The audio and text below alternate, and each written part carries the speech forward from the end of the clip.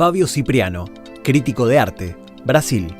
Periodista, profesor y crítico de arte del periódico Folha de San Pablo. Es miembro del consejo editorial de prestigiosas publicaciones culturales como Arte Brasileiros y South as a State of Mind de Grecia. Es autor de varios libros, entre ellos Pina Bausch e Historias de las Exposiciones. Casos ejemplares. Se doctoró en comunicación y semiótica y su tesis de posgrado abordó la relación de la Bienal de San Pablo y la élite de esa ciudad. Matilde Sánchez es periodista, escritora y traductora, con una profusa tarea en el campo del periodismo cultural y actualmente dirige la revista Enie de Clarín.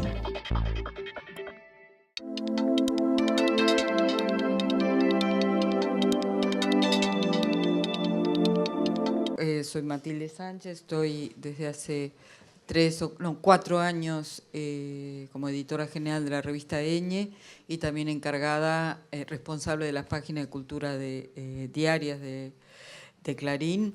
Me interesó muchísimo seguir la Bienal el año pasado, desde luego, y me interesó mucho todo lo que se mostró hoy, todo lo que compartimos.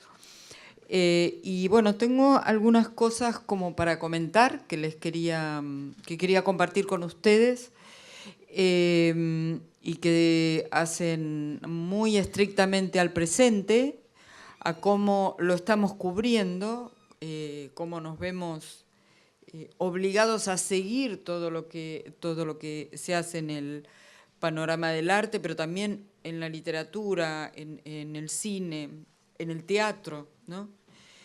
Pero creo que en este momento es sobre todo la escena audiovisual la que se está haciendo cargo como de dos grandes universos, diría, siempre simplificando, y creo que se vieron hoy. La primera mesa, que me interesó muchísimo, es como, digamos, sería como la mesa propositiva y de la vanguardia, ¿no? La que está, la partera del presente más bien, ¿no? La que está forzando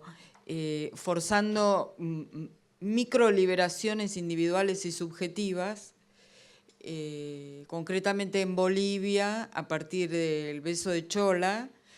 Bolivia sabemos que es una de las sociedades más conservadoras y aplastantes, ¿no? Aplastantes. No se me ocurre otra palabra, a la vez fascinante, ¿no? Pero tremendamente aplastante con la mujer. Creo que Teresa mencionó el 90% de mujeres fajadas diariamente, ¿no? Para decirlo. O sea que... Claro, o sea, para decirlo de un modo tan doméstico y con una palabra tan de todos los días, ¿no? Mujeres fajadas, digamos, si el 90% lo son, podemos imaginar la cantidad de muertas. Recordemos que el vocativo en Bolivia es caserita, ¿no? Casera, o sea, cholita parece tierno, pero menos tierno es ser llamada casera, ¿no? Aunque sea también muy dedicadamente amoroso. Pero esa performance es como la vanguardia, ¿no? La que hace advenir, el acelerador de partículas del presente, digamos, ¿no? El que apura el cambio, lo fuerza, lo impone, abre una avenida. Y lo que vimos acá, que me conmovió también muchísimo, lo de Teresa lo conozco más que lo de Berna, tal vez por eso, un poco más, es el que va atrás, ¿no? De alguna manera, en el caso de Teresa, el que está documentando algo que ocurrió. Tenemos que pensar que, bueno, el primero tal vez que masivamente puso el tema sobre la mesa de manera global,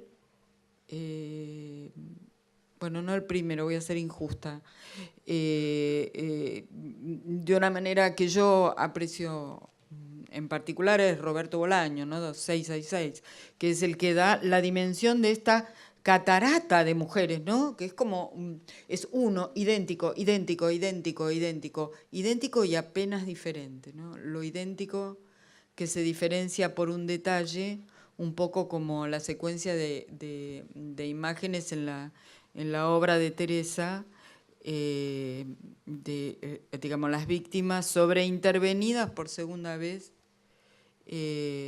por la violencia urbana.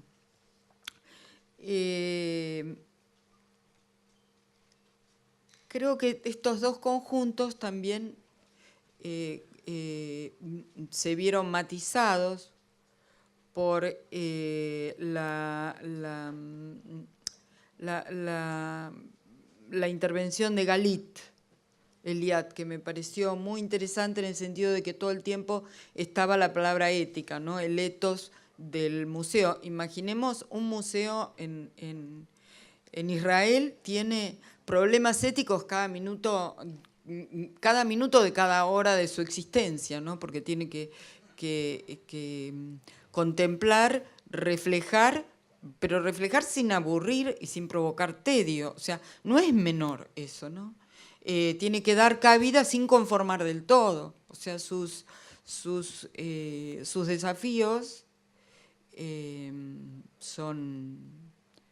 sus desafíos éticos son enormes, también lo son la obra que vimos de Adriana, también la de Berna muestra esto, ¿no? Cuando ella se apresura a decir, literalmente se apresura, pero yo no tenemos artistas que no cobran, o sea, no nos aprovechamos del cuerpo humano que está ahí como una especie de segunda explotación que puede hacer el arte con él, ¿no? De una segunda plusvalía que puede extraer el que orquesta la performance.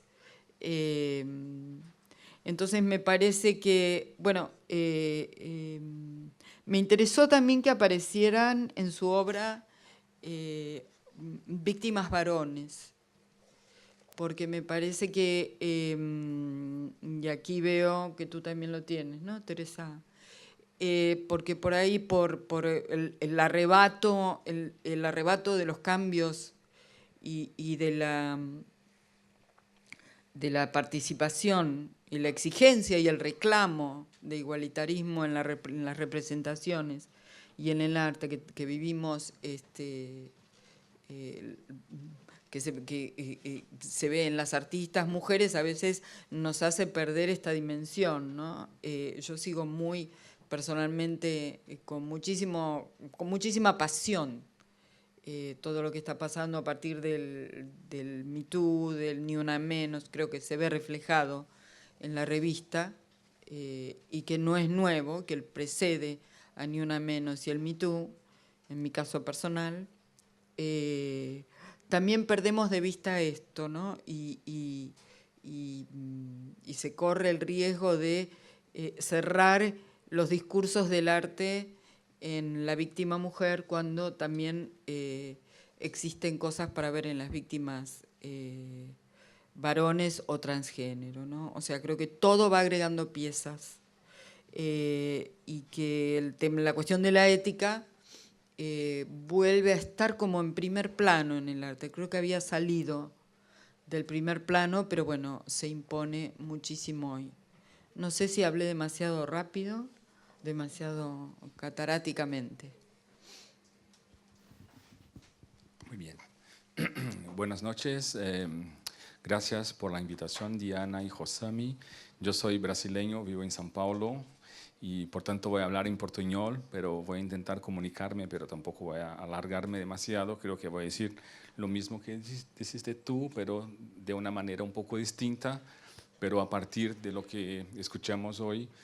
Y me gustaría primero recordar lo que dijo Galit en el momento que nos contaba que recibió el archivo y qué debería hacer con el archivo en el museo, y dijo, artistas, ¿qué debo hacer?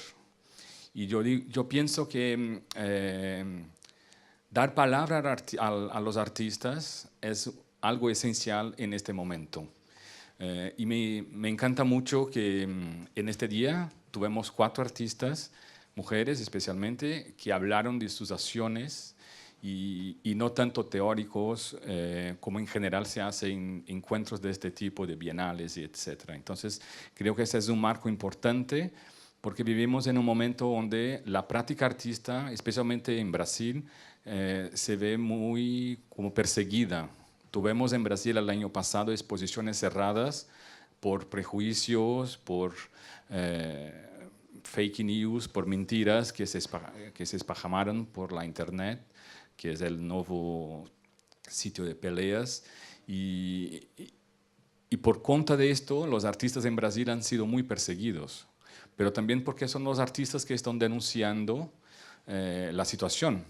Entonces el trabajo de Teresa, que yo vi en Venecia en 2009, me acuerdo muy bien lo impacto que tuvo con esto, porque saber esta historia de tantas mujeres muertas en una situación totalmente de violencia, en una exposición de arte, donde uno no espera un tapa en su cara de esta forma, es algo muy necesario. Entonces creo que estos gestos de los artistas, que son pequeños gestos, como besar. Entonces, muy lindo la historia. Yo no conocía este trabajo de Ivana y Adriana, pero que es el gesto más simple. Un beso es algo que es como lo que hacemos todo el tiempo desde niños. Entonces, ¿cómo que esto puede ser y tener una repercusión tan grande?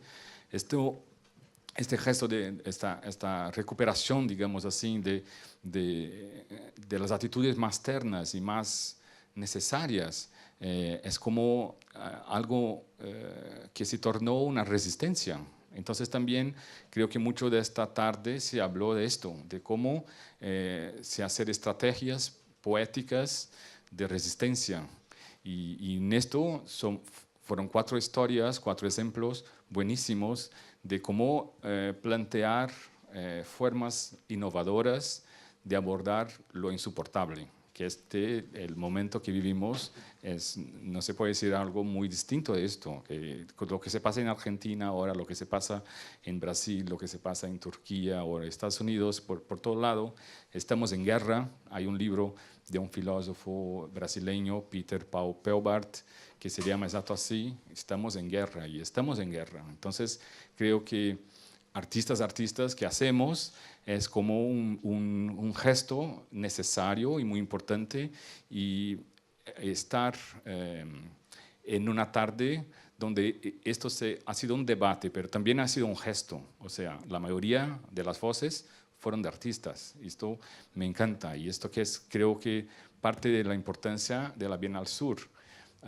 porque no es solo una bienal como se espajamaron tantas por el mundo, donde es como si fuera una nueva colonización, pero es plantear sitios posibles de reflexión. Entonces, yo quería, es un comentario, claro, de todo lo que pasó, pero que creo que yo tengo planteado mucho que en las instituciones de arte, por ejemplo, en Brasil, no hay presencia de artistas, hay presencia de los coleccionistas, de la gente que tiene plata. En los consejos siempre los que deciden son los que tienen poder, pero no los que hacen arte. Y esto, creo que dar voz a los artistas es lo que es muy necesario en este momento.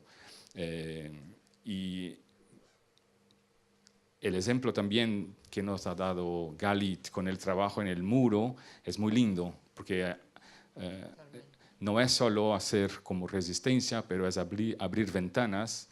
Y yo creo que lo que vimos en el muro es la posibilidad. También no es solo una ilustración, pero es crear posibilidad. Lo mismo cuando Teresa nos mostró el trabajo de la gente hablando de su vida, y con esto también ganando y se empoderando y ganando visibilidad.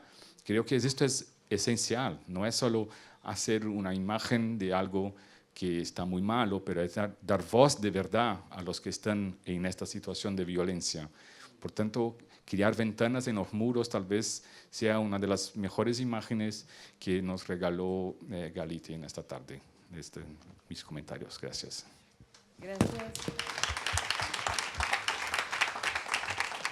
Gracias a ambos por los comentarios, y en particular esto de dar voz a los artistas fue una de las primeras cuestiones que nos planteamos como necesarias cuando empezamos a pensar Bienal Sur, porque creemos que artistas como los que en general terminan sintiéndose convocados por el proyecto y curadores como los que se sienten convocados por este proyecto, y en particular los que hoy pudimos escuchar y que también sintetizaron y caracterizaron ustedes dos, nos permiten, o sea, se sitúan en el en estos límites, o sea, las mesas, los dos ejes que elegimos para este encuentro de hoy y mañana, de algún modo se cruzan y buscan la manera en que se gestiona, sobre todo desde la práctica artística, el malestar, cómo el malestar en el modo de experimentar el mundo contemporáneo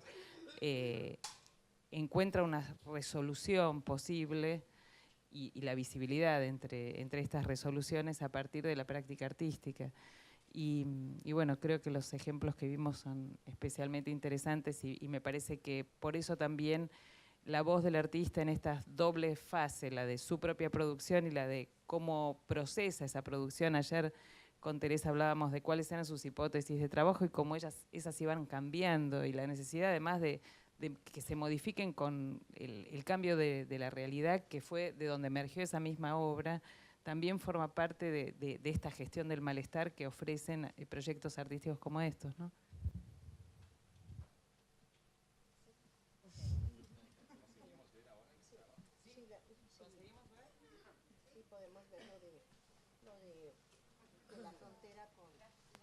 De la frontera con Cúcuta y Venezuela, San Antonio de Táchira. Yo fui invitada por la Bienal del Sur con los hermanos Brahim, que hicieron con la Fundación El Pilar, me invitaron a participar. Entonces yo llego a la frontera confiada, que la frontera que había conocido para mí de trabajo, la de Juárez con El Paso, la de Tijuana con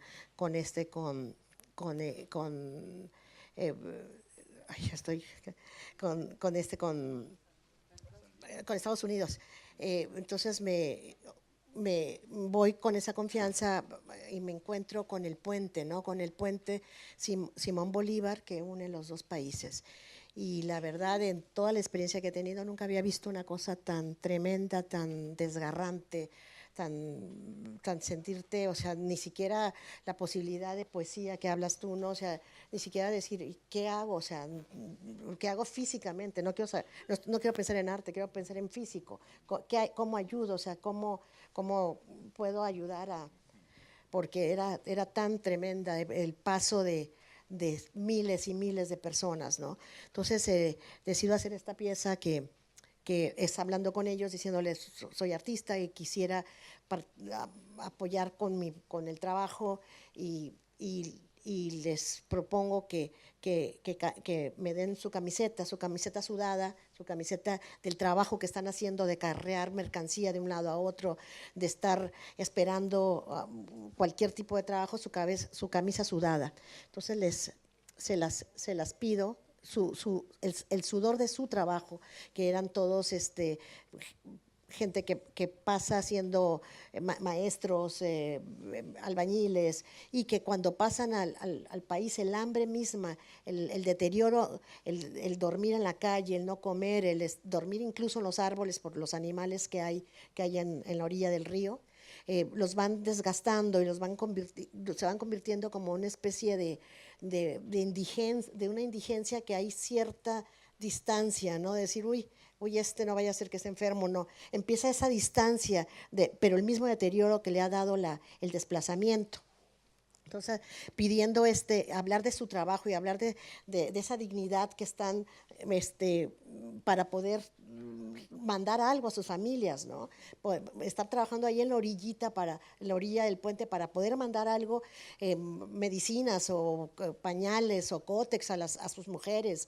Están ahí trabajando, entonces les pedí la camiseta, lo dividí en fases, esta parte de la camiseta, y las camisetas las iba metiendo en bolsas con el nombre, para exponerlas ahí mismo en Cúcuta, pero por dificultades del proyecto ya no se pudo hacer la exposición en Cúcuta, y me invitan a exponerla a Rotterdam. Entonces me llevo y a contar lo que está sucediendo, qué es lo que me pedían ellos. Cuenta nuestras historias, cuenta que se sepa lo que está pasando en el puente, con las entrevistas y grabadas, testimonios de ellos, pues me la llevo y dividimos la sala en 3, ahí sí con el gran apoyo de la curadora Sofía Hernández Chón, discutiendo cómo mostrábamos esto, o sea, cómo mostramos este terror, este horror de lo que está sucediendo. Entonces decidimos poner solamente una foto de las 113 personas que me llevo sus camisetas, solamente decimos una que representa a todas. Y con el sudor que traían las bolsas, que guardamos en las bolsas, se embarraron los cristales de la sala para ver a través de ellos, a través del sudor de los venezolanos, de los desplazados, de los migrantes, ver la ciudad, ver la paz, la ciudad en paz, la ciudad limpia, la ciudad impecable, la riqueza, porque son países ricos y que están en paz. Entonces, a través de ellos poder hacer que voltearan a ver a Venezuela, ¿no?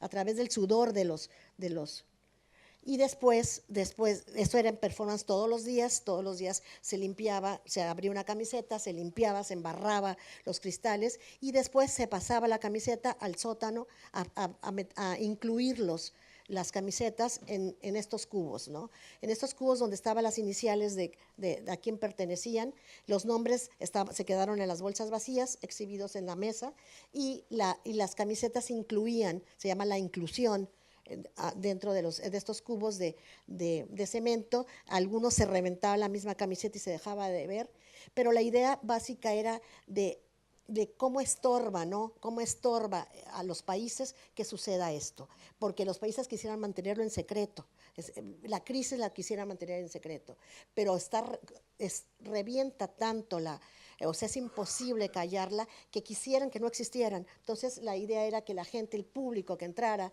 se tropezara con ellos, se tropezara y pudiera sentir la cantidad, ¿no?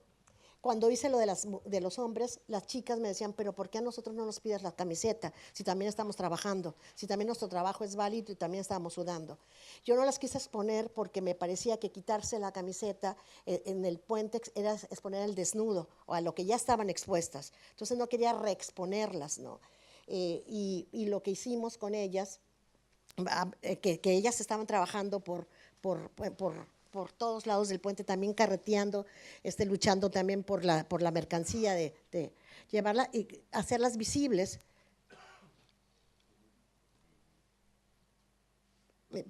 La idea de estas fotos era lo borroso que estaban y cómo visibilizarlas, ¿no? Entonces ellas, hablando con ellas, les dije, ¿qué vamos a hacer juntas? Le dije, ¿por qué no hacemos nos juntamos todas y hacemos una línea con sus evidentemente son menos que los hombres, entonces hicieron con sus instrumentos de trabajo, hicieron esta línea. Con ellos también, con la idea del bordado de mujer, pensé en como lo que hablabas, pero ¿por qué los hombres no bordan? También tienen sus propias historias de amargura o de tránsito con telas que se impregnaron de la misma sangre de ellos que han muerto en el trayecto del puente. Ellos empezaron a contar sus historias de trayecto. Entonces, en vez de bordar flores y colores, aquí son solamente líneas, como si fuera un cuaderno pautado, como esas líneas como si fueran una sutura de autopsias, como suturas de autopsias, y cosiendo aquí la idea era que empezaran a bordar y se unieran, se fueran uniendo ellos y después tener sus testimonios. En el espacio público, tanto las camisetas como esto, un poco como lo que hablabas, el público, ellos mismos son el público, los mismos migrantes, los mismos desplazados están viendo a sus compañeros trabajar y están viendo a sus compañeros tocar la sangre. Detrás de esto era como una especie de foro donde ellos veían cómo se quitaban las camisetas y cómo estaban bordando. Ya por último, con la misma tela, ensangrentadas, fui en Cúcuta a humedecerla en estas tinas de barro con la que se hacen los ladrillos, la cerámica los ladrillos de la ciudad. Este artesano dejamos la tela ensangrentada a que se fermentara y poder después hacer unos bloques como estos, unos bloques de ladrillo que son hechos con barro y la misma sangre, en la representación de los asesinatos y desaparecidos. Y esta última, que es la misma tela, la sombra como la sombra, aquí el cuerpo, la sangre de los venezolanos está pasada a Colombia. Entonces la sombra es en Colombia, y que sirve también como refugio de la gente que está esperando algo, que normalmente son los vendedores venezolanos que se iban y se refugiaban a la sombra. Y estos son los trabajos que algunos como este sí lo llegué a exhibir en la misma ciudad, ¿no? Pero la idea era de todos los trabajos exhibirse y que ellos mismos, los venezolanos, fueran a invitarlos a que vieran el trabajo hecho, el trabajo hecho colectivamente. Gracias, Teresa. Quería comentar que se sumó al streaming el Museo de Arte Contemporáneo de la Universidad de Chile, que espero que se sumen mañana también, igual que Huartes y las demás repetidoras o streamings o digamos, colaboradores con esta circulación que promovemos para que no solo la audiencia sea individual en la computadora de cada uno en su casa, sino que se puedan generar foros parecidos a esto en otras sedes que están ligadas a Bienal Sur, porque son parte de la red de universidades o de la red de museos o instituciones que colaboran con este proyecto, que forman parte de este proyecto. ¿Alguien aún tiene fuerza y deseo de comentar algo más? Si no,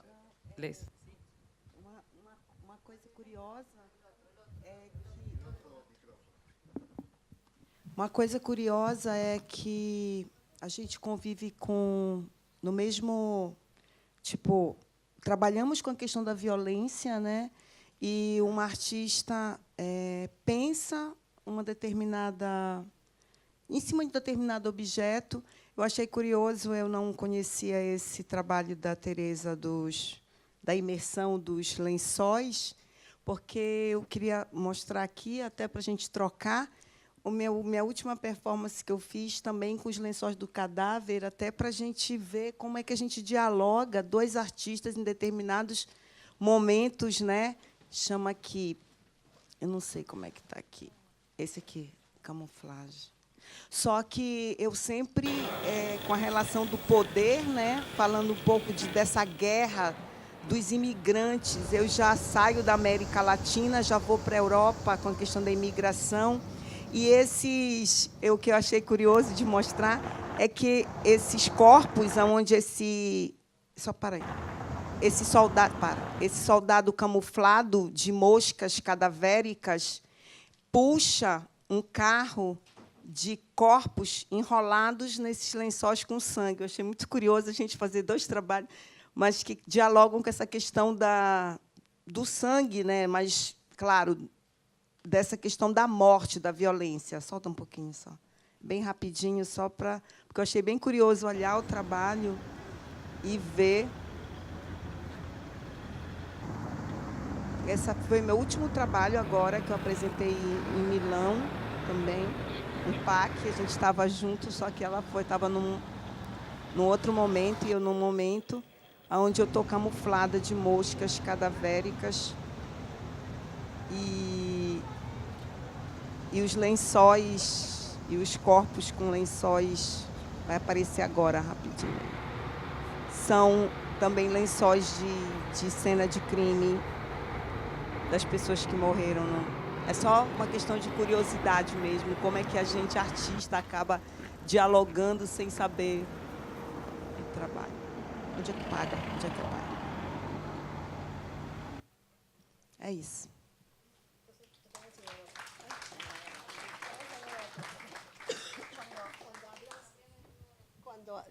Le voy a enseñar otro. Cuando tú hablabas de la escena del crimen, ¿no? En lo que se convierte esa escena del crimen, del espectáculo, que todos van, que incluso los más jóvenes tienen con las cámaras, son los primeros que llegan. Yo tenía estas imágenes también de… Es un duelo. Sí. No,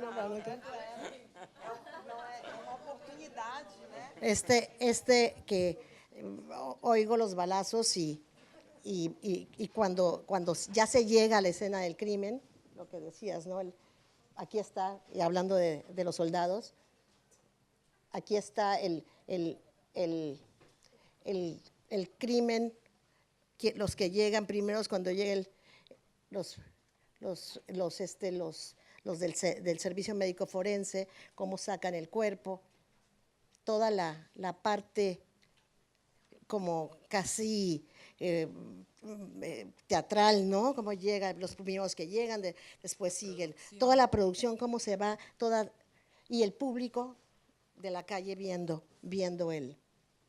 cómo sacan el cuerpo.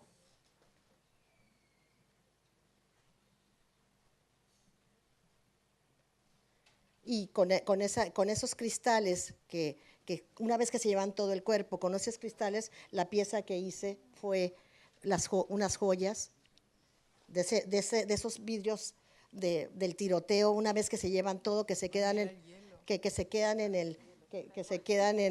el suelo, pues lo saqué, que parece hielo, y hice unas joyas donde se cambió el brillante por el